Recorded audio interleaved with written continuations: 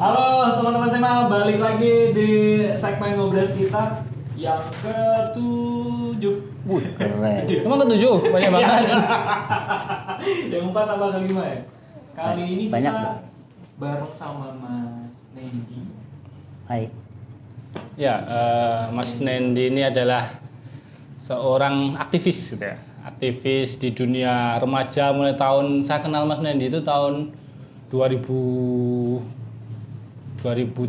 mungkin ya, 2013. Sebelum itu malahan. 2010. Kapas itu 2002.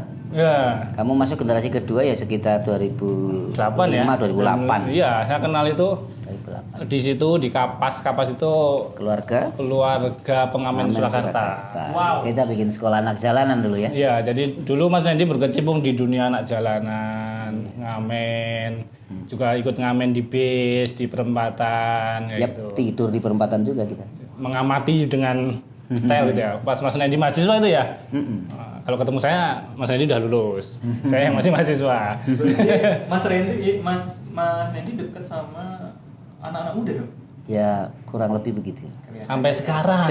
Dan dulu masih muda dulu. Dulu masih muda. Sekarang setengah muda. Masih, Masih boleh. Boleh lah. Dalamnya dulu ya, Iya. soulnya ya. Ketua KNPI itu juga kalau syarat masuk itu juga sekitar 40 masih bisa masuk. 40 masih bisa. Masih bisa masuk. Itu maksimal. Masih tergolong pemuda lah. Masih. Belum tua belum. Sampai sekarang berapa tahun tuh? Sampai sekarang masih berkecimpung di dunia pendidikan, remaja, terus ya ngurus-ngurus anak muda dan sebagainya gitu ya. Mendampingi saja. Mendampingi. Iya. Kalau sekarang kesibukan apa, Mas? Ya. Sekarang aku di ini Mas Bayu sama Mas siapa nih? Ali. Mas Ali. Aku ada sama teman-teman di Kunanta Consulting. Ya, Kunanta Consulting itu pendampingan remaja untuk talent mapping, ya, talent mapping, pemetaan potensi dan bakat. Ya, yang pra remaja juga, pasca remaja juga bisa juga. Kita punya instrumen, kita punya program, ya, dan ya banyak hal. Yang pertama dari penggalian potensi di innernya si teman-teman remaja ini dulu gitu. Nah, ya. Itu paling muda ada yang dari umur sampai dari berapa? Oh, kalau yang jadi klien kita ya bisa dari SD, SMP, SMA, kuliah gitu. Iya. Semacam gitu. Supaya apa? Supaya bisa lebih tepat menata masa depan. Masih pernah dengar nggak di angkatan situ ada nggak misalnya gini? Wah, aku ternyata udah kuliah 3 tahun. Kayaknya salah jurusan nih, bukan anuku gitu. Bukan potensi gitu ya. Nah, yang gitu-gitu kan. Karena tidak dimulai dengan pemetaan potensinya, pemetaan bakatnya, pemetaan apa itu yang dominan dalam dirinya apa gitu. Dan misal ya, gampangannya begini aja lah. Ada mobil misal, mobil itu rodanya 4, rodanya 4, oke? Rodanya 4, kursinya 1, ya. Terus rendah nih, ketinggiannya nggak terlalu tinggi, rendah. Kira-kira mobil buat apa itu? 1, rendah, cepet banget itu. Buat apa? Balapan. Buat balapan kan? F1 gitu kan, formula yang lain lah selain Formula 1 ada. Ada lagi misalnya kendaraan rodanya sama 4, tapi seatnya ada 47 sampai 50 seat, tinggi itu. Itu kendaraan untuk apa itu? Bis. Umum ya, bis ya. Ya. Untuk massal kan, kendaraan massal kan. Beda-beda. Ada lagi misal ada rodanya masih 4, tapi kursinya 2 di depan semua, belakangnya bak. Pick up. Nah, buat apa tuh? Ya, Buat barang. Buat yang pada punya bisnis, niaga segala macam gitu kan. Jadi Tuhan itu juga sudah ngasih kita masing-masing. Kamu itu sedan atau kamu bis? Kamu itu Formula One atau kamu tuh sekedar station wagon atau apa? Atau sepur kelinci misalnya. Mobilnya apa mesinnya kecil-kecil gitu tapi gandengannya oke, ning kuat gitu. Nah, itu yang kadang mungkin terlupa di teman-teman karena masih muda ya. Kemudian yang mengarahkan juga mungkin tidak sedalam itu mengarahkannya, hanya sekedar inform. Well informed iya. Ya kan? Mereka terinformasi dengan baik tentang banyak hal yang akan mereka masuki. Well informed ya, tentang sekolah, kuliah segala macam atau segala macam. Tapi ternyata untuk mapping pemetaan inner di dalam dirinya kurang dalam gitu. Nah kita bergerak di situ kurang lebih gitu. Ya, jadi kita sebagai orang tua pun juga harus mengarahkan anak kita gitu ya. Kalau kayak gitu. Guru, Jadi, orang tua, siapa saja yang dekat dengan remaja lah. Karena kalau teenager itu kan ya tetap ada batasan. Ilmu, batasan experiences, pengalaman, ada batasan jejaring misalnya. Kalau kita kan mungkin sharing juga, kita punya psikolog, kita punya expert di bidang edukasi, pendidikan. Ya, kita kan bergabung ya, ada yang sekolahnya sini-sini ya. Terus kemudian ada penemu-penemu tip and tricks ya untuk menggali potensi di dalam diri yang bisa kita winsip lah ibaratnya supaya memahamkan ke anak muda itu tidak dengan bahasa teoritik yang terlalu melangit seperti kepada orang dewasa kan gitu. Mungkin semacam itu. ya jadi saya sebagai orang tua yang punya 2 anak terus masih kecil-kecil, terus ini juga calon papa muda gitu ya. Iya. Jadi kan kalau zaman sekarang itu kan juga bingung mau mengarahkan anak kita kemana, ini hobinya apa, terus plus ditambah perkembangan dunia sekarang, dunia informatika dan sebagainya, akhirnya yang masuk ke anak juga beda-beda, terus remaja sekarang mungkin akan berbeda dengan remaja yang dulu ya kalau pas kita menangani gitu ya. Iya. Kalau menurut Mas Nendi perbedaan remaja sekarang itu makin mengkhawatirkan gitu ya. Saya resah sendiri Mas. Sekarang aja kayak gini apalagi besok 17 tahun ke depan anak saya mau gimana ya kayak gitu. Dan kekhawatiran semacam itu juga pernah dirasakan oleh orang tua kita, kakek nenek kita terhadap orang tua kita. Kakek nenek kita terhadap orang tua kita. Terhadap orang tua kita. Ini anakku tidak di zamanku. Zaman pasca kemerdekaan kalau misalnya gitu ya. Kita khawatir juga pada anak kita gitu ya. Karena memang roda zaman kan terus berjalan ya. Jadi basically hakikatnya perubahan itu ya memang sunatullah ya. Ada perubahan itu tentu. Nah, kekhawatiran itu bisa muncul. Cuma sekarang kita bahas dulu aja perbedaannya apa. Kalau perbedaan di tiap zaman pasti ada. Tapi karena kita berdiri di zaman yang ini, kita akan membedakan dengan yang zaman ini dulu, bukan zaman besok ya. Zaman yang ini dengan yang kemarin kan. Kalau zaman yang ini generasi Z lah katakanlah ya.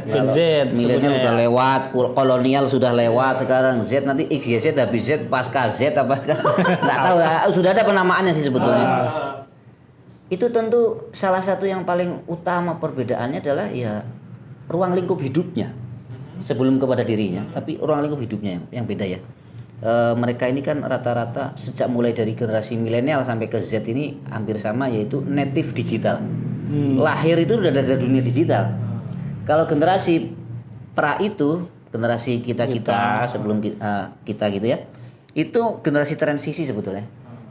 Sudah ngalamin generasi digital, tapi juga pernah ngalami generasi manual ya, zaman manual dulu ya, belum terlalu digital ya. Nah sekarang sudah lagi ada revolusi teknologi. Revolusi teknologi ini sudah AI segala macam yang di beberapa pembahasan itu juga amat mengkhawatirkan lah ya kalau AI sebetulnya ya membantu tapi juga ada ya seperti pisau lah bermata dua. Nah yang pertama tentu itu zamannya. Tetapi kalau kita lihat orang-orang bijak, wise people dulu atau nabi kita misalnya Nabi Muhammad itu juga pernah bilang ya, didiklah anakmu sesuai dengan zamannya. Jadi sebetulnya Nabi kita mengajarkan untuk tidak khawatir, not to worry, karena ada hal-hal yang sifatnya basic, inner the human kan, di dalam diri si anak-anak itu sendiri, diri kita segala macam yang itu bisa kita hidupkan untuk apa? Untuk bisa membuat persiapan untuk menghadapi zaman kan gitu. Zaman Nabi Ibrahim misalnya, Nabi Adam itu tidak semaju zaman Nabi Muhammad kan, teknologinya juga kan. Maka mereka selalu berdoa juga kan. Sejak Nabi Adam, Nabi Ibrahim itu mendoakan generasi-generasi berikutnya. Firstly kita pengen kembali ya ke fitrahnya manusia itu kan bertuhan. Di negara manapun juga pasti manusia merasa nyaman. Ada sesuatu, ada kausa prima yang menyebabkan semua ini. Ada alam semesta, ada gitu kan. Mereka tunduk ya. Apapun kepercayaannya itu tunduk pasti ada Tuhan. Jadi karena ini alamnya Tuhan dan zamannya juga diizinkan oleh Tuhan untuk berubah gitu ya, sunatullah gitu segala macam. ya pasti ada kunci-kunci dari Tuhan juga untuk kita menghadapi zaman yang berbeda-beda. Maka semacam para ulama itu pun juga menyampaikan beberapa hal fikih lah. Kita ambil contoh saja yang supaya tidak mengkhawatirkan tentang perubahan zaman. Misalnya itu ada nih ulama nih, ini keren banget karena mengajari kita untuk tidak khawatir. Al-muhafadzah, ada satu prinsip fikih misalnya, al-muhafadzah alal qadim musalih wal abdu alal jadidul aslah. Lestarikanlah warisan lama yang baik, ya, dan ciptakanlah sesuatu yang juga baik. Kalau itu baik dan tidak merusak, tidak apa-apa. Tidak usah heran sama perkembangan zaman yang baru ini, gitu ya. Kita perlu belajar tentu, ya kan? Untuk apa? Untuk menemani teman kita. Tapi kalau ada yang lama juga kita wariskan, kita tularkan ke anak-anak, gitu kan? Misalnya self control, ya kan? Kemudian gimana cara membangun manajemen waktu, segala macam dialog, segala. Nah, perbedaannya kan sebetulnya hanya pada miliunya saja, environmentnya saja, lingkungannya. Tapi selain di luar hal itu, yang paling pertama adalah itu kan tergantung kita semua, tergantung manusianya kan. Kita sama-sama dikasih brain ya, dikasih otak, dikasih hati, heart ya. Dari suku, dari bangsa manapun juga pasti juga punya hati, punya rasa, punya perasaan, punya feeling, punya intelijen ya, kepandaian ya untuk mengolah sesuatu, tantangan ataupun segala macam jadi power malah ya, tantangan hambatan bisa jadi power. Itu yang membedakan environment, tetapi ada yang tetap bisa diambil sebagai kunci, yaitu kembali ke kitanya sendiri juga. Maka kuncinya itu yang pertama tidak terlalu khawatir dengan besok itu bagaimana gitu. Tapi kita terus temukan pola-pola untuk menghadapi zaman ini, menghadapi dan menjalani. Kan bukan against the change ya, bukan melawan perubahan kan, tapi beradaptasi dengan perubahan itu aja. Tapi kan tetap perlu bekal ya Mas. Maksudnya bekal apa sih yang benar dasar tadi yang disampaikan Mas itu? Iya betul. Anak-anak kita. Iya, yang pertama adalah kita kadang kalau kita bicara ini kan biasanya karena ada berita-berita ya tentang pendampingan anak bagaimana, perkembangan anak bagaimana. Kekhawatiran itu kan muncul karena itu. Iya. Tetapi kalau kita waktu itu pernah ngisi dengan Prof. Armadi UGM ya, kami sama-sama jadi pembicara. Beliau mengingatkan satu hal. Beliau kan dosen filsafat ya. Itu mengumpamakan itu asik sekali. Kalau ada yang kusut di ujung, kita harus kembali ke pangkal. Kalau air sungai dan laut, kalau ada yang keruh di hilir, kita harus kembali ke hulu, ke mata airnya. Nah, mata air kita, pangkal kita apa tuh, gitu kan? As a human being, ya kan? Kita punya asal, punya akar. Akar kita mana? Ruh apa segala macam yang ciptakan siapa? Nah, kembali ke sana. Ini ada guidebooknya, ada sesuatu yang menjadi hakikat kita, hidup kita untuk apa kan gitu. Nah, yang paling pertama kuncinya itu. Menyadari kita hidup ini untuk apa. Kita hidup ini dihidupkan oleh siapa. Kita hidup ini ya akan dibikin bahagia oleh siapa ya.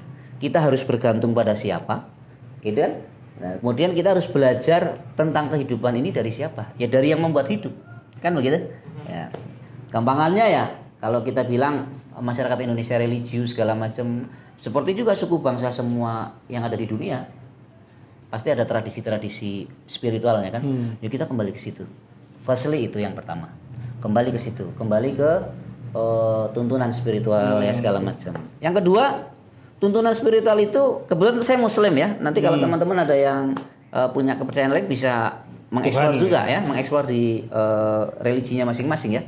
Yang kedua, di dalam tuntunan itu saja saya sudah sampaikan tadi, Nabi bilang ya didiklah anakmu sesuai zamannya. Maka berarti kita harus mengenal zamannya.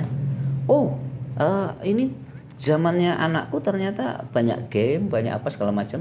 Dulu kami kalau mau main game mode harus ke alun-alun, harus ada persewaan itu ya. Belum ada kepemilikan pribadi yang begitu dulu kan. Sekarang semuanya masuk ke sini kan. Ya dari mulai televisi, radio, kemudian apa lagi? Mungkin sebentar lagi kulkas, setrikaan ya. Setrikaan bisa nih buat disetrika ya. Kalau HP-nya panas buat setrika ya. Segala macam di sini bisa. Dulu kan enggak. Tapi kok sekarang jadi masuk ke ruang privat lebih cepat. Kita dulu harus keluar rumah, sekarang dari dalam kamar aja bisa ya, mau game segala macam. Nah, tetapi kan ada yang membuat adiktif mungkin ya. Nah, itu kita setel di self controlnya saja. Nah, maka setelah kita kenal zamannya, oh kalau game ini begini, oh gini, oh. Karena ikut nge-game juga ya. Iya, betul. No problem kita nge-game. Kak, Abi ajarin yang paling baru dong. Iya. Yang paling baru edisinya si apa namanya ML atau PUBG yang gimana dong misalnya gitu ya. No problem. Iya. Walaupun memang tidak semua orang tua mungkin bisa begitu, tapi arahannya ya walaupun tidak sedetail ini, ya intinya ngenali zamannya lah. Kok bisa ini kenapa? Orang kadang nggak tahu kan orang tua. Tuku apa? Tuku anu kae lho, voucher gua apa nggak tahu kalau bisa ngisi bintang berlian segala macam. Play Store gitu kan nggak bisa taunya. Orang tua zaman dulu kan bocah njaluk duit, anak minta uang buat jajan aja kan. Snack apa iki apa meneh to kalau ternyata ada gitu kan. Nah, jadi kita tahu oh ngono, nanti kita ada komunikasi.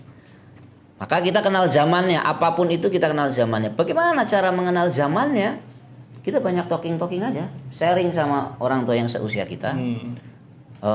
Orang-orang muda yang ada di adik kelas kita, misalnya kayak Mas Bayu, ini adik kelasku kan, mungkin aku tidak lebih memahami zaman ini dengan lebih cepat daripada dia.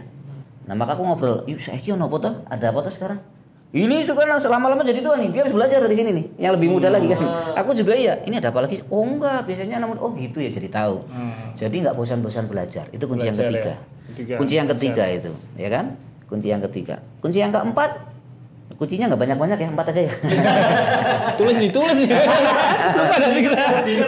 Kunci yang keempat, apapun strategi kita, kalau kita nggak deket sama anak, nggak ada yang masuk. Maka yang keempat adalah bikin emotional bonding, ikatan emosional. Caranya gimana? Nah, caranya itu. Caranya sesuatu yang dia suka. Jangan sesuatu yang apa-apa tuh arahan kita ya. Direct satu arah saja ya, enggak. Cuma harus dialogis.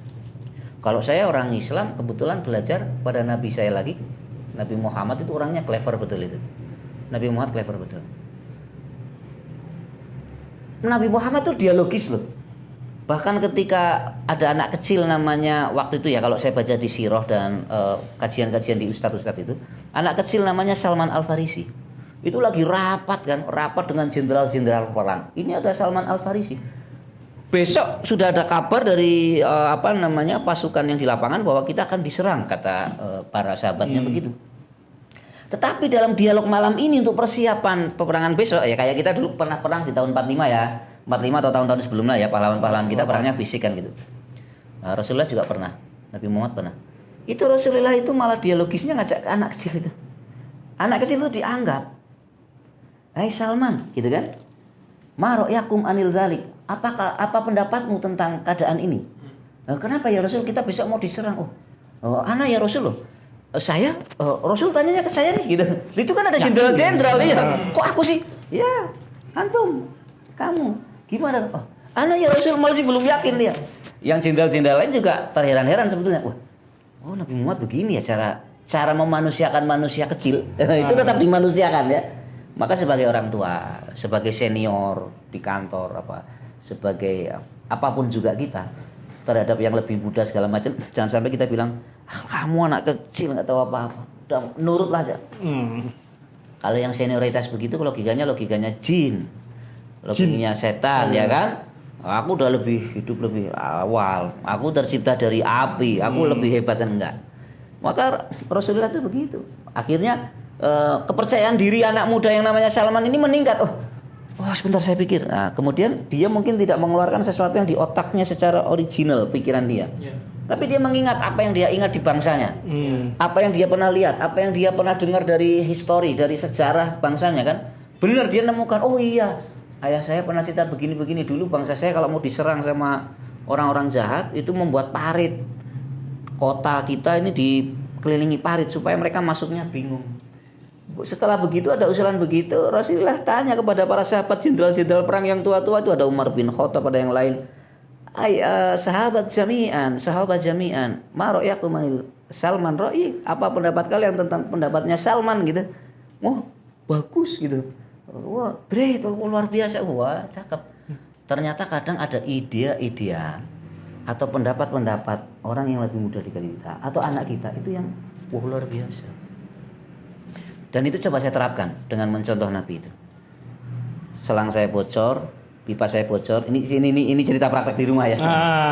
Terus saya bilang, ini nanti ya gini-gini ya. Tapi saya pancing pertanyaan yang bukan basa-basi. Tapi waktu itu anak saya masih SMP kan. Tapi bagusnya gimana yang lepas? Tak tinggal lama-lama terus ini selang karena kerannya lepas, ini ada tembok, dimasukin selangnya kalau gini lepas, terus dia ganjel sama ember diisi air. Dia menemukan sendiri. Kalau kita kasih ruang untuk eksplorasi, kita kasih anak kita, junior kita ruang untuk berpikir, mencoba doing something, thinking something begitu, itu ternyata ya bisa juga. Bi, aku punya cara Bi. Ini biar selangnya nggak jatuh di sana. Canggih kamu. Jangan lupa habis itu tempelkan bintang di jidatnya. Dipuji maksudnya. Hebat kamu. Iya. Hebat kamu, luar biasa. Tak kasih jajan nih, uang jajan lagi misalnya gitu ya. Nggak apa-apa lah gitu kan, insentif lah misalnya. Atau dikasih apa atau sekedar pujian aja udah seneng. Wah, canggih kamu Kak. Berbakat kamu gitu. Gitu, yang penting kasih ruang. Jadi yang nomor 4 itu tadi ya. Kedekatan. Ya, betul. Dialogis gitu. Ya, bahasa sekarang demokratis gitu ya. Demokratis, dialogis ya. Kemudian yang berikutnya didasari atas apa? Didasari atas kepercayaan kita bahwa setiap anak itu sejarahnya belum selesai. Maka kita kasih waktu dia untuk membuat sejarah dia. Ya. Maksudnya give them a chance untuk berpikir, to thinking about something, doing something. Kalau dia salah jangan kita marahin. Eksperimental. Kayak nyetir mobil itu. Nyetir mobil itu bukan setirnya disetir. Nyetirnya apa kita pegang terus? Enggak. Kadang kita cuma pegang jari begini kan. Tahu-tahu kok mobil agak miring, sporingnya nggak benar ya kita belokin kan gitu. Nyetir mobil itu nggak disetir, dipegangin aja. Kalau dia menggok ke sana, kita lurusin lagi. Ya kan gitu. Kasih kepercayaan aja. Kepada mobil aja kita kasih kepercayaan gitu kok. Kepada anak kita kok enggak. Kalau Nabi Muhammad juga ngajarin gitu. Pada anak kecil kita kasih kesempatan aja. Jadi gitu, dialogis terus kasih kesempatan. Dengan besar hati, tentu dengan kesabaran juga. Karena nanti ada kesalahan-kesalahan yang mungkin dia akan lakukan kan gitu. Wah, bocor gini bicara. Udah nggak apa-apa, biasa aja. Kemarin anak saya antar ke Jogja. Ujian JLPT. JLPT itu kayak TOEFL-nya Jepang ya. Itu 650 orang yang ikut di lokal dia ya. Di tempat yang lain ada ratusan lagi gitu ya, beda-beda. Wah, ternyata begini. Kayaknya aku benar, jangan putus asa, yang penting coba dulu. Tak ceritain. Mbah Kakung dulu itu ngajarin Abi, les Abi ngelukis. Habis itu setelah SMP SMA nggak Abi pakai. Mbah Kakung juga sabar kok. Nggak apa-apa, yang penting udah dikasih bekal. Abi juga seneng ngasih kamu bekal, sudah tak lesin bahasa Jepang. Coba kamu tesnya bagaimana. Habis itu kamu rumuskan sendiri gimana. Abi setelah itu ikut lomba-lomba pernah menang. Habis itu udah lama SMA kuliah nggak pakai. Sekarang punya anak Abi baru mulai bikin sketsa lagi. Ternyata kepake tuh ilmu yang dulu. Saya mulai hidupkan lagi. Kalau saya kangen ibu saya gambar ibu saya. Kemarin ada pagelaran budaya di Pengging, panitia minta saya gambarin para pembicara. Ada Pak Panji Paniwen, kurator Museum Keris ini, terus Pak Khoris, Komisi 1 Jakarta itu DPR RI, tak gambar gitu. Dapat cuan juga saya ya. Lumayan satu lukisan ya 300.000 gitu lah. Ini Mas Nedi dulu, pakai pensil aja gitu. Ternyata begitu. Sejarah saya pun ternyata juga belum selesai. Anak saya juga iya. Mungkin awalnya itu akan ada hal yang standar di saya itu ada, kamu gimana sudah tak lesin kok malah menghadapi ujian gitu kamu drop segala macam. Saya yang dulu begitu. Tapi setelah saya talking dengan yang lebih senior segala macam, jangan, kasih aja. Kasih. Saya tadinya refleks saya mau begitu. Ketika anak saya, tadi ujiannya gini pun kayaknya besok aku nggak ikut lagi gitu. Saya bilang, ya udah nggak apa-apa, kamu putuskan. Tapi jangan cepat-cepat memutuskan. Aku bilang, dianalisa dulu nanti gimana. Justru tes begini malah bisa untuk les berikutnya. Berarti kamu titik beratnya akan di conversationnya atau grammarnya dulu atau amannya dulu gitu. Tajak ngomong gitu, dia merasa ringan. Abiku menemaniku, ayahku menemaniku, ayahku ngasih chance nih kan gitu ya. Jadi nggak kamu itu kalau judge itu gampang, menjudge anak, menjudge seseorang itu paling gampang. Kamu kok begini, paling mudah itu, pekerjaan paling mudah. Nah kalau bisa, kalau kita agak sadar kalau kita dikasih otak sama hati sama Allah ya digandengin lah. Kadang jangan terlalu cepat menjudge sesuatu termasuk anak. Dia mau ngapain biar dieksplorasi. Salah sedikit nggak apa-apa. Salah banyak ya nggak apa-apa. Siapa tahu. Iya, dengan kesalahan itu dia malah punya pondasi nanti. Karena kalau di coaching bisnis sama juga kan. Yang namanya kegagalan itu kan bukan baliknya sini, sana sukses, sini gagal, bukan. Kegagalan itu satu arah dengan keberhasilan. Ini bosnya nih. Pasti di Prabu Seno juga pernah gagal-gagal, ya kan? Banyak, tapi kegagalan itu adalah tangga untuk keberhasilan, bukan arah sebaliknya. Saya bilang ke anak saya juga gitu. Udah nggak apa-apa, kamu mau ini kalau ada keliru diperbaiki. Kalau apa ya susun mentalmu dulu biasa. Saya 13 tahun jadi guru SMP SMA nemani anak-anak remaja itu. Ada murid-murid yang punya dinamika. Saya nggak bilang kasus ya. Kasus itu terlalu kasik ya. Dinamika lah, dinamika kehidupan itu. Yang sangat berdinamika itu ternyata salah satunya adalah karena kehilangan peran ayah. Kehilangan peran ibu. Saya sampai home visit ke rumahnya segala macam. Oh ini ibunya keluar sejak sebelum subuh, tugasnya di Semarang, di dunia kesehatan. Misalnya salah satu, saya nggak sebut nama ya. Bapaknya sama, kepala rumah sakit terkenal kan, sama, pulang malam, duit keluar gampang, anaknya beli apa saja bisa, tapi nggak ada interaksi di rumah. Bondingnya nggak ada interaksi. Belum sampai bonding, interaksi biasa aja nggak ada. Belum sampai bonding itu, interaksi standar nggak ada. Assalamualaikum, enggak ada. Ya babenya pulang, ibunya pulang, anaknya udah tidur. Ya boleh ya memang cari nafkah juga kan untuk anak ya. Tapi kalau tidak direncanakan keseimbangan itu ternyata. Jadi Allah itu kasih ke aku dan teman-teman sebagai guru, as a teacher di sekolah-sekolah itu, kita malah juga belajar dari anak orang sebelum anak kita remaja. Yang menurut salah satu guru kami seorang psikolog namanya Ayah Irwan ya, Irwan Rinaldi, kalau bisa lihat di Instagram itu. Ayah Irwan Rinaldi itu mengatakan itu namanya hutang pengampuan. Hutang pengampuan itu nggak ada waktu dari si orang tua untuk mengampu anak. Wah itu punya hutang itu. Pasti akan terjadi sesuatu di anak. Di masa depan? Apa? Nggak usah sampai masa depan. Di masa-masa kini yang sedang ditinggalkan saja efek, apalagi besok. Tapi kalau kayak gitu ada tuh mas, orang tua malah nyalahin anaknya, oh kelakuannya kayak gini. Iya. Orang tuanya nggak sadar diri berarti ya? Iya, satu nggak sadar diri, yang kedua harus dibukakan dengan ilmu.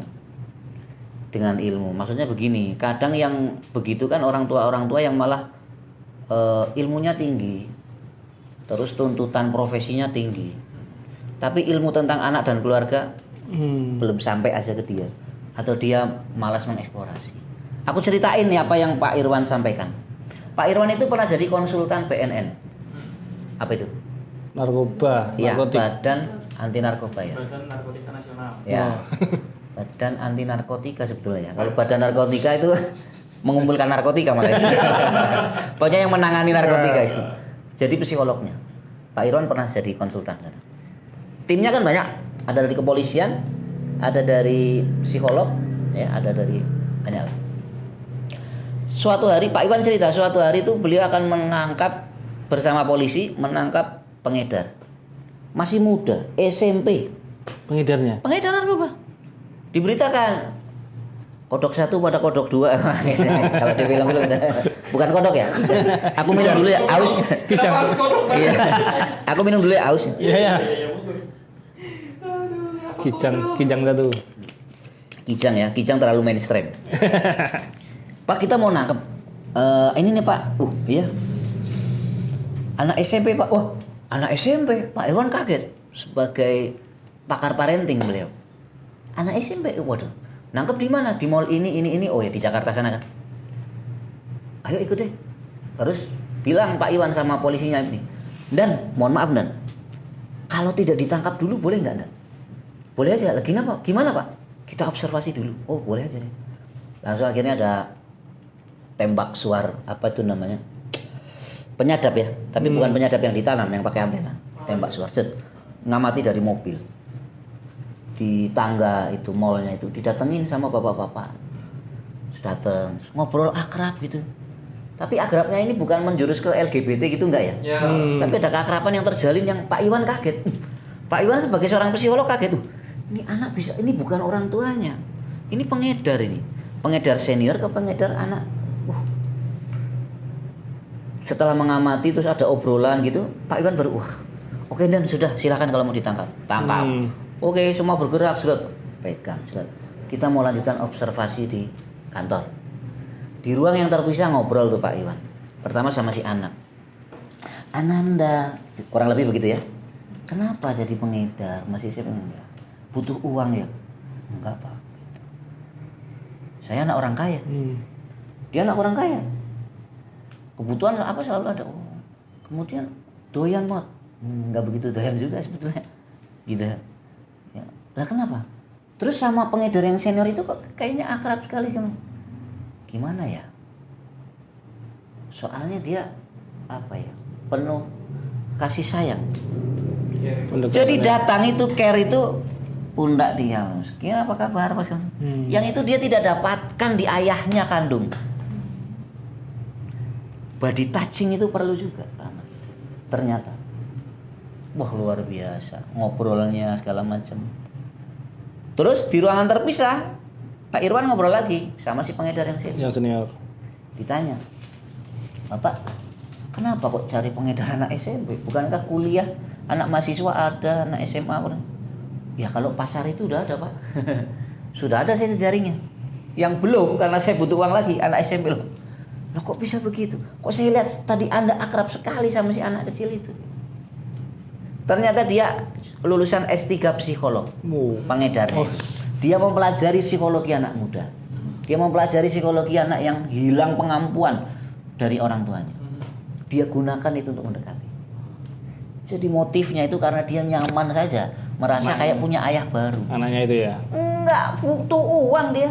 Orang dia anaknya orang kaya, babenya bersin aja keluar uang. Oke, itu keluar uang. Ternyata nggak gitu, Mas. Berarti itu yang disebut bahaya itu. Parent apa? Kalau zaman sekarang tuh parenting toxic parent. Toxic parent ini seperti kalau, itu berarti ya? Ya kalau toxic parent agak sedikit beda ya. Toxic parent itu kan dia merasa mendidik anaknya, tetapi dengan cara-cara yang kurang pas. Akhirnya banyak marahnya misalnya, atau toladannya nggak baik, gitu kan? Di depan anaknya bertengkar. Kalau yang sudah bagus tahu itu ya bertengkar ya pas nggak ada anaknya, misalnya gitu kan? Ada tahu posisi lah. Kekerasan fisik. Ya, dia pikir ini ya mendidik gitu ya. Ya kan? Ada yang sadar, ada yang enggak kan gitu. Toxic parent ini berarti cara mendidiknya, Mas. Ya, betul. Atau perilaku orang tuanya. Perilaku orang tuanya di depan anaknya kan. Ibu-ibu misalnya kan. Udah kok nih, ada yang terang-terangan gitu kan di depan anaknya kan. Padahal itu aja kalau hamil itu buat janinnya bahaya kan gitu. Atau misalnya apa ya? Minuman keras lah gitu lah. Walaupun dia bilang jangan ikut-ikutan bapak gitu lah, itu kan dia merasa dia mendidik. Tapi kan nggak bisa, dia lihat ada ini minuman keras kan misalnya gitu ya. Toxic parent kan semacam itu.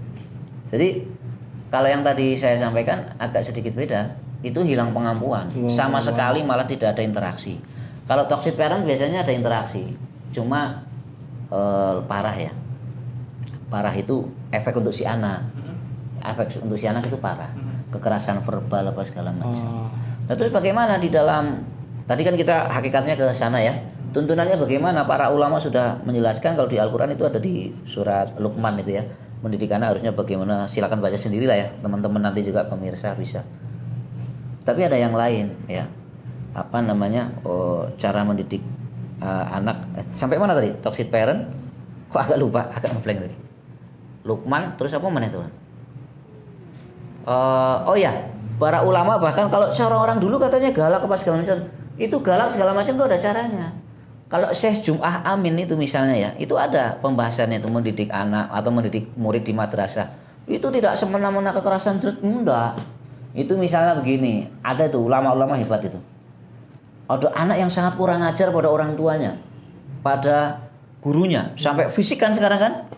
Itu boleh dan bisa misalnya perlihatkan ketiakmu. Maksudnya apa? Seakan-akan mau menampar, tapi nggak menampar, hanya ikut membentak. Kalau anaknya sudah kebangetan loh ya, kan ada tuh sekarang ibu-ibu ditendang sama anaknya cewek loh. Udah pernah lihat ya? Wah itu kan, wah itu harus dididik kan. Maka cara mendidiknya salah satunya begitu, perlihatkan ketika kamu itu suara apa keraskan suaramu itu boleh. Tapi nggak sampai gitu enggak gitu. Ada itu panduannya juga ada. Intinya apa ya kita teruslah. Ilmunya itu banyak sebetulnya. Maka jangan bosan-bosan kita sharing ya sama sesama orang tua, baik orang tua yang sudah lebih expert atau yang belum, atau sharing sama para pakar parenting ya. Saya disclaimer nih ya, saya bukan pakar parenting loh, ini cuma sharing aja gitu. Kita ngobrol. Atau yang mau pada nikah gitu segala macam sudah mulai ngobrol, sering ngobrol sama ini yang sudah pernah nikah segala macam. Terus yang senior itu juga bisa belajar juga pada yang lain, karena yang senior belum mesti juga sudah menemukan yang pas. Tapi hampir seluruh pakar parenting dan pakar keluarga itu menyatakan satu solusi di satu rumah bisa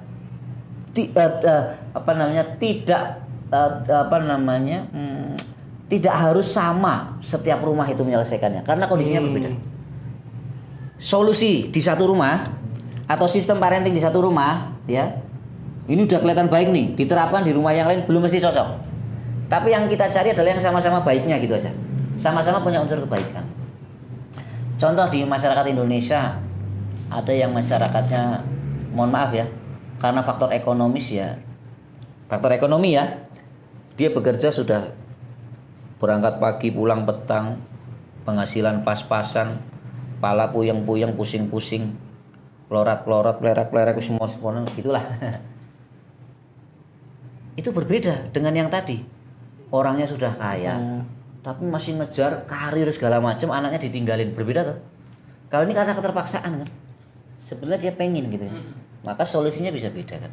Kalau ini solusinya mungkin biasanya extended family, kalau di masyarakat kita tuh extended family, dititipin ke budenya, kan ada pengampuannya. Nanti akhir pekan dia baru bisa, atau di malam hari dia baru bisa, dititipin ke bulenya, extended family, keluarga gitu ya, yang sudah ada trustnya ya, kandung apa segala macam. Tapi jangan sampai juga hilang sama sekali dari orang tuanya. Maka ada juga sekarang kita lihat orang tua yang luar biasa panggilan hatinya. Ibu-ibu atau bapak-bapak sopir Gojek sekarang kita lihat di internet kan, ada yang gendong anaknya tuh. Ini daripada dititipin ke yang lain, mending ini sama saya. Pas saya lagi gak nyantol, gak ada penumpang, mainan sama anaknya. Ada nyantol, ya dok ini dapat, masya Allah. Itu malah luar biasa. Kayaknya orang yang mungkin orang yang berpendidikan lebih tinggi, hatinya itu kalah panggilannya itu. Bahwa ini anakku. Ada yang ngejar karir tinggi-tinggi, anaknya ditinggalin kan gitu. Ini malah masya Allah kan, karena kejempet kebutuhan ekonomi ya, diajak. Nanti sama penumpangnya, mohon maaf ya mbak ini gini, oh ya pak nggak apa-apa gitu. Malah senang penumpangnya juga, bapak luar biasa ya gitu. Guru juga gitu. Guru sekolah ngajar itu ada yang punya konsep ideal ya. Mohon maaf saya nggak bisa titipan bayi. Ini anak saya bawa ya. Yang penting nggak bisa saya kendalikan gitu, no problem. Jadi ada yang dibawa. Saya juga gitu sama Mbak Wahyu. Kalau ada kegiatan di lembaga sosial kami dulu gitu, terus anak-anak pulang sekolah, kalau saya pernah melihat anak-anak pulang sekolah sampai maghrib ikut bapaknya, ibunya kegiatan masih pakai baju seragam, kasihan amat. Kalau saya mah enggak yuk. Saya bawain anduk, saya bawain baju. Di kantor kami di LSM itu segala macam, mandi segala macam, mainan udah tak siapin. Sini rapat, situ asik. Ya, kadang dia ngantuk tidur kan udah gitu aja. Melati itu anak saya waktu saya ngajar di SMA itu, saya masih ada jadi juri pemilihan ketua OSIS segala macam. Ya, saya gendong, ibunya lagi ada study banding, saya gendong, saya taruh di sini, dia main di sini, tidur di sini, udah saya tetap bekerja, bisa. Di bawah gitu bisa. Artinya sebetulnya ada solusi lah di setiap kendala yang ada, tetapi tinggal kita will kita aja, sama spirit kita aja gimana. Nah spirit itu juga harus didasari dari muara itu tadi. Kalau kita menilai bahwa anak itu ya adalah titipan dari Allah, amanah betul segala macam ya, kita minta ke Allah, ya Allah minta tolong dong solusinya gimana nih. Dalam keadaan tenang dan hubungan kita baik sama yang menciptakan hakikat kehidupan kita, Pak, insya Allah akan dibantu. Pelan-pelan nanti ya, kita sendiri bukan expert, bukan pakar ya, tetapi kita akan selalu berdinamika, oh gini, nanti ngobrol lagi, ketemu. Akhirnya ketika kita niatan kita baik untuk mendidik anak kita, kita ditemukan sama Pak Irwan, expert nasional itu dia, kita ditemukan sama siapa lagi, oh alhamdulillah, ini ada ilmunya. Nah mungkin bisa lah para orang tua segala macam itu ya sering ngobrol gini aja, sharing. Cari-cari di internet juga ada segala macam gitu ya. Jangan bosan-bosan untuk berilmu. Ya, ilmu qabla al-mal kan gitu ya. Jangan bosan-bosan untuk mencari ilmu supaya apa? Dengan ilmu itu hidup menjadi mudah. Pak insya Allah gitu. Dengan agama hidup itu menjadi terarah. Ya. Di sela-sela itu kita ada juga seni kehidupan, seni segala. Dengan seni hidup itu menjadi indah. Gitu. Semuanya pakai gitu ya. Begitu cerita. Aku mau nanya deh Mas. Iya. Kan balik ke ini tadi bahasan yang tadi kan soal mendidik anak kan kita kan berarti nggak cuma satu kan. Parent kan Ya. berarti ada Dua. istri dan suami kan. Suami betul, ayah dan ibu. Kan dari dua orang ini Ya. datang dari background keluarga yang beda, otomatis Iya, background betul. mereka beda-beda kan. Iya. Nah untuk satu Iya. tujuan maksudnya kayak satu kita mendidik anak kita Iya. begini ya, Iya. itu biar sama gitu. Iya. Kira-kira gimana? Iya. Kalau ulama fikih bilang tuh al waktu hiyal hil, waktu itu bagian dari solusi. Artinya kita dalam berproses itu memang perlu waktu. Tapi yang penting kita niatnya sama dulu. Habis itu kita dialog kan. Nah gini aja gimana ya? Gini aja gimana? Nah kadang yang namanya pertandingan itu kan perlu ada wasit, ya. Pertandingan itu ada wasit karena sepak bola itu kan sini-sini atau badminton gini. Nah suami istri itu kadang juga begitu karena ada dua kepala. Gini-gini nah kita harus punya wasit. Wasit kita itu ya tuntunan agama. Salah satunya itu ya. Wasit kita adalah pakar parenting misalnya. Maka ketika kita mau menentukan satu, kita bisa buka HP. Tapi kalau katanya kalau Pak Iwan, psikolog dari RKI ini, Rumah Keluarga Indonesia, katanya begini, oh iya ya mungkin gini. Nah, ini harus ada wasitnya. Kalau cuma pendapat, menurutku begini, menurutku begini, nggak bisa. Kita harus memakai bahasa kita, bukan menurutku. Buat kita yang baik yang mana ya? Kan gitu. Nah, bisa jadi ya. Atau kita mengurangi kalimat aku. Kalau aku pengennya gini enggak, tapi kayaknya yang baik buat anak kita kayaknya begini. Udah kita bilang aja, tapi keakuan kita nggak usah ditonjolin. Menurutku begini, walaupun itu juga biasa dan sah, ya boleh juga ngomong gitu. Menurutku begini ya boleh, tapi kalau penghalusan diplomasinya di suami istri kan biasanya gitu. Tapi Ibi, kalau kata ustazah itu, ini ustazah fulanah katanya gini-gini, terus pakar ini gini. Oh iya ya, bisa jadi gitu ya kita coba aja. Nanti sepakati kita coba. Karena kalau sudah pakai bahasa aku tuh biasanya enggak gini lah, kalau menurutku gini aku nggak ada wasitnya. Kita cari wasit kalau dialog itu suami sama istri. Kalau kami begitu ya, yang kita coba ikhtiar ya. Ada sempat crash itu ada, nggak mungkin rumah tangga itu nggak ada crash.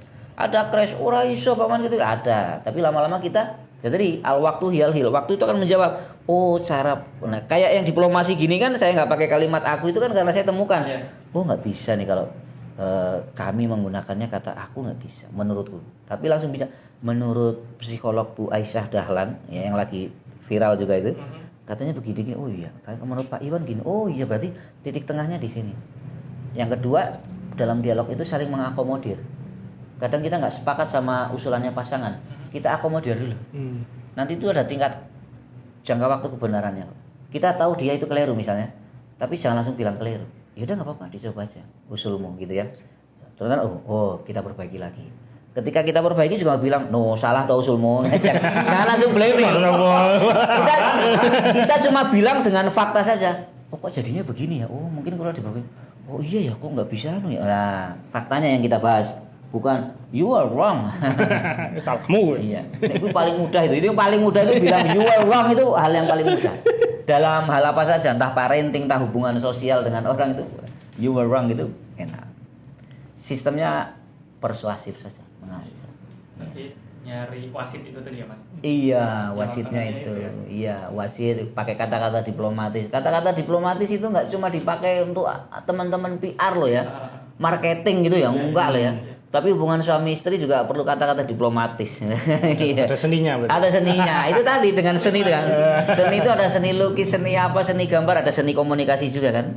Dengan ilmu hidup menjadi mudah, iya. Dengan agama hidup menjadi terarah, dengan seni hidup menjadi indah. Iya. Termasuk indah dalam komunikasinya kan. Berarti keharmonisan suami istri atau ayah ibu sangat penting buat mendidik anak. Iya betul. Mas Bayu tadi tanya gimana tuh Mas ya? Kalau tiap pagi Ini tak ceritain nggak apa-apa ya? Nggak apa-apa ya, makanya Ya kalau perlu disensor boleh. kan tadi ngepap kan. Iya. Dikirim siapa Mas? Iya. Istri kan tanya. Berarti tiap berpindah tempat itu ngirim Mas. Gitu, Iya. nanya. Itu istri nggak minta, share aja. Saya yang share. Jadi supaya apa? Supaya tahu ini posisinya lagi di mana. Ini lagi sama Om Bayu ya. Dia nggak tanya posisi di mana, Bi, enggak. Tapi karena saya menginisiasi begitu, akhirnya dia percaya. Trust kan? Akhirnya saya kemana-mana nggak pernah ditanya pulang jam berapa. Jarang istri saya tanya gitu. Ini udah nikah juga nih? Belum Iya gitu. Aku mau cerita apa deh? Keharmonisan. Oh, iya. Gimana? Tip-tipnya ini. Keharmonisan mulai dari pagi. Buat anak-anak muda yang- Keharmonisan mulai dari pagi. Iya. Bangunin sholat subuh. Kalau nggak aku yang bangunin, kan istriku yang bangunin salah satu. Kalau istriku, mohon maaf nih ya, kalau perlu disensor nggak apa-apa ya. Pasti nempelin cium di pipi lama gitu. Lama buat sampai aku iki apa lemut apa kok tuh. Baru aku bangun ini subuh, Bi. Oh iya. Yes. Baru Pak peluk gini ya. Tak pakai ini. Itu Tak pakai iya. Tak pakai ini. Halalin dulu iya. Aku juga begitu. Assalamualaikum. Kata-kata ya nggak usah yang terlalu apa ya, terlalu gimana mau ya sok romantis apa enggak, cuma gitu ya. Kadang udah kepake. Ke anak-anak juga gitu. Udah ada panggilan masing-masing. Istriku manggil anakku yang cewek ya Cin gitu. Cinta manggilnya. Cin, ayo Cin. Siapa mau mandi dulu Cin gitu. Mandi aja kita bikin bercanda. Ayo Hong Pingpa siapa dulu gitu. Udah aku insya aku ngalah aja siapa dulu. Wah malah kayak gitu. Ini malas mandi nih dia. Gitu. Misalnya gitu ya. Ada hal-hal yang sifatnya ya seni komunikasi sama ya kenikmatan komunikasi sebetulnya. Karena kalau halnya ini ya tapi ada lah yang namanya manusia kadang pulang kerja capek, bahasanya kurang diplomatis juga ada, nggak enak. Ayo nih siapa ini bisa gitu ya ada juga. Nanti ada yang ngademin siapa kan gitu biasa. Ya dibuat senetur mungkin lah gitu. Terus juga dengan eksperimen juga dengan waktu. Ikut kelas-kelas keharmonisan juga nggak usah malu-malu. Nggak usah pernah merasa yakin bahwa aku kan orang ganteng, aku kan orang cantik, aku pasti harmonis. Enggak, aku pasti orangnya begini romantis. Enggak, kita lihat dulu. Setelah kita lihat breng ada kelas waktu itu Pak Cahyadita Karyawan ya bikin kelas keluarga romantis gitu. Breng setelah kita lihat beliau pakai teorinya psikologinya begini, kalau istri begini. Aisyah Dahlan juga begitu pakai teori psikologi. Oh gini, oh kita baru tahu. Oh iya ya, baru paham kita. Tidur yang enak bareng-bareng sama istri. Pertama komunikasinya apa misalnya setiap pagi apa ngajak makan gitu. Semua ada ilmunya ternyata dari yang para senior itu ya. Dan ternyata beliau pakai penelitian juga karena pakai riset juga.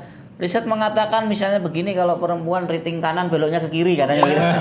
Itu ternyata ada psikologinya tapi tidak semua perempuan begitu misalnya. Nah, kemudian bahasa verbal seorang wanita kan lebih banyak mengucapkan berapa ribu kata per hari gitu ya. Jadi ya no problem aja gitu. Kemudian kemesraan suami itu kayak apa kadang ya kita nggak tahu gitu ya.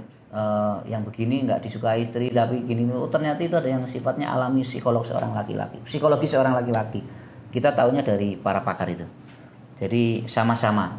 Saya sampai bilang, Bu, bagus nih Bu. Aisyah Dahlan, kalau kamu banyak nyetel YouTube ini Bu, kamu tak kasih tambahan uang kuota. Tanyain Mbak Wahyu, aku bilang begitu kan. Oke siap gitu, nanti gantian dia ngirim, iki bagus. Ustaz Cahyadi bilang begini, oke. Jadi wasit kan akhirnya nggak ngomong, menurutku kamu harus gini, menurutku kamu harus gini, enggak. Tapi ini menurut beliau begini, oh iya ya gitu aja. Yang kita coba begitu. Itu buat teman-teman tuh. Ya. Buat apa sih? Kita juga lagi latihan, masih latihan. Iya. Manusia itu kan tidak pernah akan menjadi, proses terus. Seperti yang Mas Nesli bilang sejarahnya. Aku minum ya. Iya. Secara anak-anak, secara orang tua semuanya. Sama-sama. Oke, ini udah mendekati maghrib ya. Ini syutingnya kita sore. Oh yes, keren. Terakhir nih, kalau pesan-pesan Mas, kan sekarang banyak kasus-kasus lah di luar, mungkin mengikuti atau enggak saya kurang tahu ya. Kasus-kasus pasangan ya, pasangan. Iya. Nah, pesan-pesan untuk pasangan baru atau yang pasangan calon ya. Iya. Pesan saya ini, Pak, saya kan baru ya, pasangan baru, terus ini yang mau calon tuh untuk membina rumah tangga dan nanti Iya. kalau ketika punya anak itu apa Mas? Duh, gimana ya? Aku juga bukan pakar parenting. Ya, kita niati aja yang pertama ke muaranya dulu ya. Muaranya kan ke sana. Kita dikirim ke sini untuk hidup bareng-bareng. Dikasih kehidupan, kita terima kasih ke sana. Salah satunya ya merawat apa yang Allah kasih buat kita kan. Merawat istri kita, anak kita, komunikasi kita. Larinya ke sana dulu. Ibadah yang terpanjang itu menikah. Ya, selain ibadah waktu ya, ibadah besar, sholat segala macam kan ada ibadah yang lain. Itu menikah. Jadi pahami aja bahwa kita berproses ya. Maka pesan saya pada diri saya sendiri yang paling pertama, kalau bermanfaat buat Mas Bayu dan yang lain ya monggo diambil. Ya kembalinya ke sana aja. Ini semua titipan kan? Titipan dari Allah dan ini bukan klise. Seperti filosofi muara tadi loh. Ya kan? Kalau ada yang kusut di ujung ya kita harus kembali ke pangkal. Pangkalnya kita sama kesana bagaimana? Kita hubungan kita mempertanggungjawabkan kapan ke sana gimana kan? Karena nanti akan dipermudah oleh Allah juga, insya Allah. Kalau keruh dihilir ya hulunya gimana? Dijernihkan dulu. Kita jernih dulu ke sana. Oh ya hubungannya gini, anak ini begini, istri begini. Pak insya Allah nanti dapat tuntunan lah. Tuntunannya itu ya tahu-tahu kita tahu-tahu kok ketemu pakar parenting nasional, konsultan BNN juga yang biasa ngadepi anak-anak yang gimana, orang tua gimana. Tahu-tahu kan aku nggak bayangin itu waktu itu aku ketemu sama konsultan parenting nasional kan jadi belajar. Aku kan kepanitiaan ya waktu itu ya. Aku jemput di bandara segala macam. Ternyata beliau itu tas itu mau kita bawa, beliau nggak mau. Saya bawakan enggak udah. Terus habis itu saya tanya waktu makan pagi bareng di hotel, kok Anda kok bener-bener nggak mau saya bawakan itu? Loh, kan kita mau melatih anak kita mandiri. Yang begitu aja kita nggak bisa mandiri, gimana kita mau bilang anak mandiri? Maka nanti yang keluar dari hati dan mulutnya itu pasti sesuatu yang tidak berisi, tidak endaki. Paham nggak maksudnya? Karena dia mengatakan apa yang tidak dia lakukan. Dia mau kasih contoh kemandirian ke anak, ke segala macam, dia juga harus mandiri. Dan di luar penglihatan anaknya, bapaknya ternyata seorang yang mandiri. Turun di bandara, dijemput sama panitia, sama driver, nggak mau tas dibawain. Wah, aku kan, ini guru yang tepat nih kan gitu ya. Aku sudah pernah berniat ya Allah bawakan aku ke wasilah-wasilah atau sarana-sarana untuk menjalankan amanah ini, amanah darimu ya Allah. Ternyata aku didekatkan sama beliau, sama kayak asik gitu. Sama Pak Cahyadi, ya itu kan konsulan keluarga. Beliau punya sekolah keluarga juga di Jogja. Aku diajak sama ustadku, sama temanku, main yuk ke rumahnya Pak Cah. Di rumahnya ngobrol santai gini. Ternyata asik banget. Kalau sudah diniati nanti ilmu itu datang. Nah kita bergeraknya dengan ilmu itu kan. Karena kita nggak pakai ilmu susah. Naik motor ada ilmunya, bikin baju ada ilmunya. Hal-hal yang sepele gitu aja ada ilmunya. Apalagi parenting, mengasuh anak, membesarkan anak, kemudian membesarkan keluarga, mensejahterakan, membahagiakan keluarga, pasti juga ada ilmunya kan. Gitu aja. Kurang lebih begitu ya. Walau alam ya. Berarti yang pertama adalah lillah karena Allah. Masya Allah. Yang kedua adalah Ya. jangan males belajar. Iya betul, cari ilmunya. Iya. Itu dia. Iya pakai ilmu itu. Asik sekali. Ilmunya ya guys. Oke. Ilmu.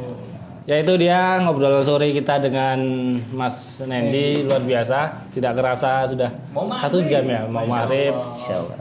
Nanti kita ketemu lagi di episode Selanjutnya. berikutnya. Oke. Dadah. Terima kasih, Mas Nendi. Terima kasih Mas Nendi. Terima kasih semuanya.